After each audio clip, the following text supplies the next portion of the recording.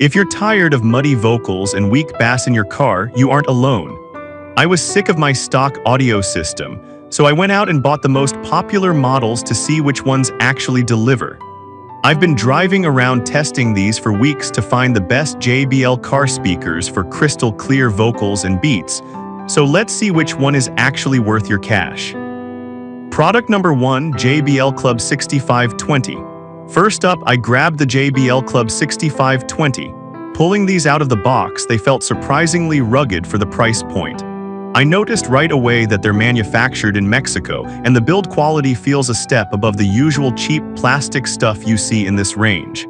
When I hooked them up, the high-sensitivity design really stood out. I didn't need a massive amp to get good volume. They ran great just off my head unit. The vocals were punchy, and while they aren't bass monsters, they handle the mid-range beautifully. If you just want a solid, reliable upgrade without rewiring your whole car, these are a great pick. They fit easily into most standard 6.5-inch slots, making installation a breeze. Product number 2, JBL CS762. Then I switched over to the JBL CS762. These are a bit lighter in the hand compared to the Club series, but they don't feel flimsy. They have a nice black finish that looks clean if you have visible grills.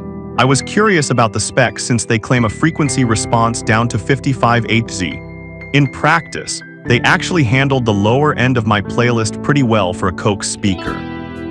It's not going to shake your mirrors, but the sound is balanced. I drove around listening to everything from podcasts to hip-hop, and nothing sounded distorted until I really cranked the volume to the max. I'd say these are perfect if you're working with a tighter budget but still want that signature JBL clarity. It's a massive step up from factory paper cones. Product number 3, JBL GX628. Moving on to the JBL GX628. Holding these, the design looks sleek and modern. They definitely look like they mean business before you even plug them in, and they have a nice weight to the magnet structure. With 180 watts of peak power, I wanted to push them a bit harder. The soundstage felt wider with these. I played some rock tracks, and the guitar riffs came through super sharp without being screechy. It handles electronic music particularly well. The beats snap really hard. It feels like they are built to cut through road noise better than the previous two. This is the set to get if you listen to high-energy music and want something that looks as good as it sounds. They handle power well and keep the vocals distinct from the beat. Product number 4, JBL GT0939. Now things got serious with the JBL GT0939. These are 6x9s, so they are physically larger and heavier. When I mounted these in the rear deck, the 3-inch mounting depth was manageable, but check your clearance first. The sound difference is huge. Because it's a 3-way speaker, the separation between the bass and the vocals is incredible. The +1 woofer cone moves a lot of air. I actually felt the bass in my seat.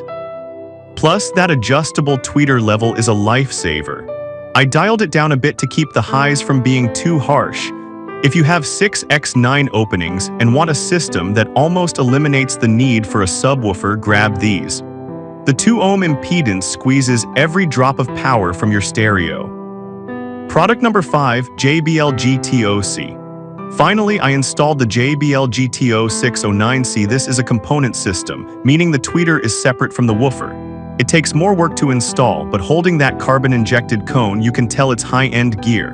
The payoff for the extra install work is worth it.